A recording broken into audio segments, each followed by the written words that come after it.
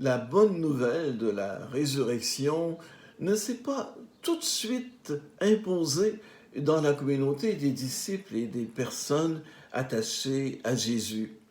Pour tous, c'est plutôt la réalité de sa mort sur la croix qui emportait la conviction, qui signait en quelque sorte l'échec de tous leurs espoirs. Eux qui avaient vu en Jésus le Messie attendu, Jésus, leur Seigneur et leur Maître, était mort, exécuté comme un criminel, sujet de mépris et de dérision. Vous imaginez quel choc ça a été pour eux. Alors, deux de ses disciples, dans leur cruelle déception, se rendaient à Emmaüs. Personne ne sait exactement où ça se trouve, ce village d'Emmaüs, et pourquoi les disciples se dirigeaient à cet endroit. L'évangile d'aujourd'hui s'ouvre par le retour de cet endroit perdu.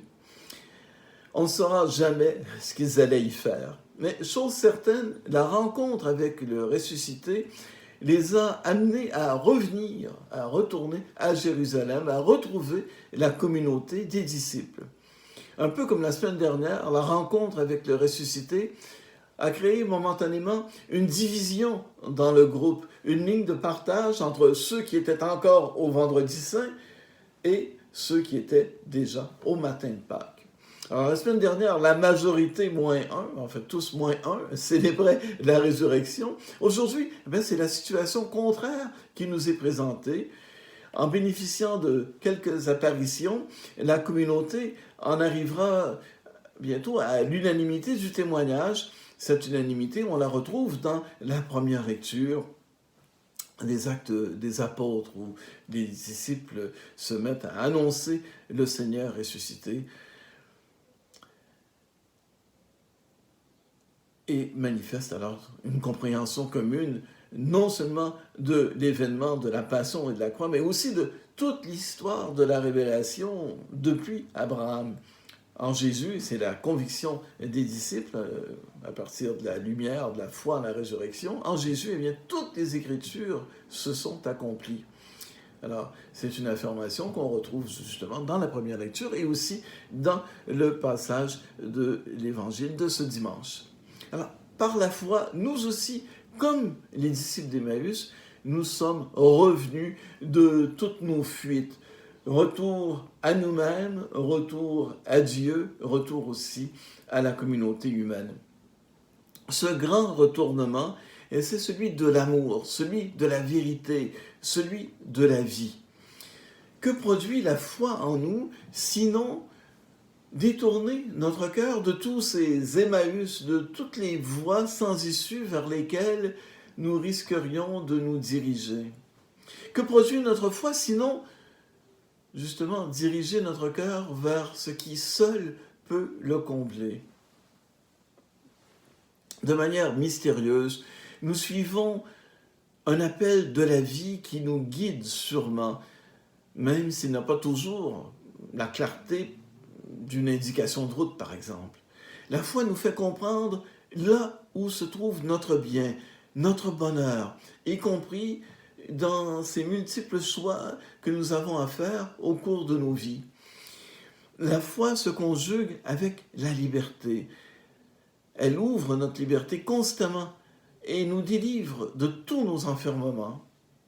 La foi nous attend lorsque nous allons ailleurs, comme pour Thomas la semaine dernière, comme pour les disciples d'Emmaüs cette semaine, comme pour les personnes que nous connaissons qui s'écartent, qui s'éloignent dans la désespérance, qui ruminent les échecs, qui souffrent des blessures, qui considèrent inguérissables.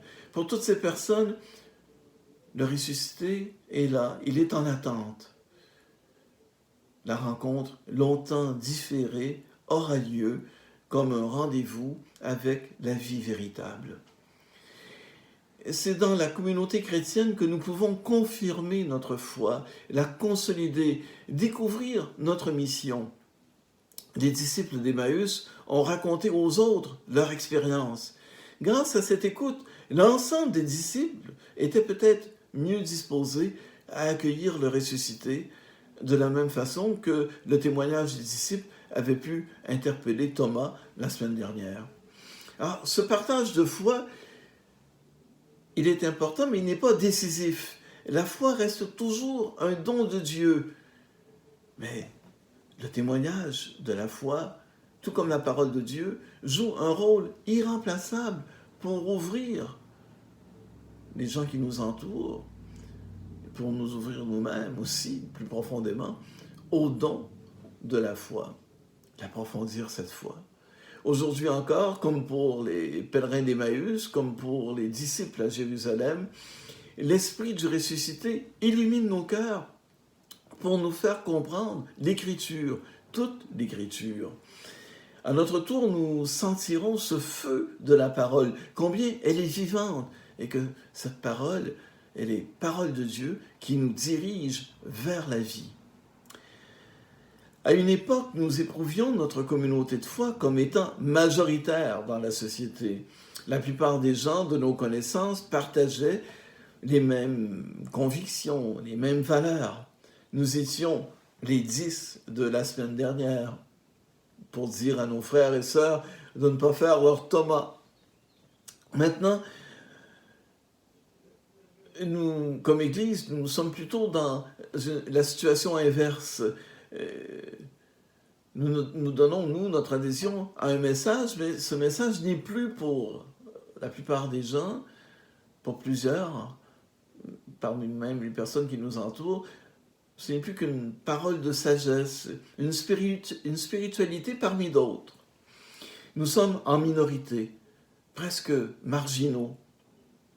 De façon paradoxale, cela pourrait nous rendre plus sensibles encore à l'importance de notre mission de porter au monde la paix et la réconciliation du ressuscité.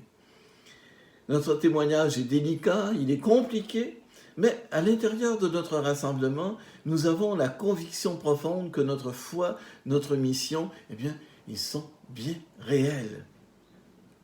Pour des êtres en chair et en os, le Christ ressuscité nous demande aujourd'hui, avez-vous quelque chose à manger?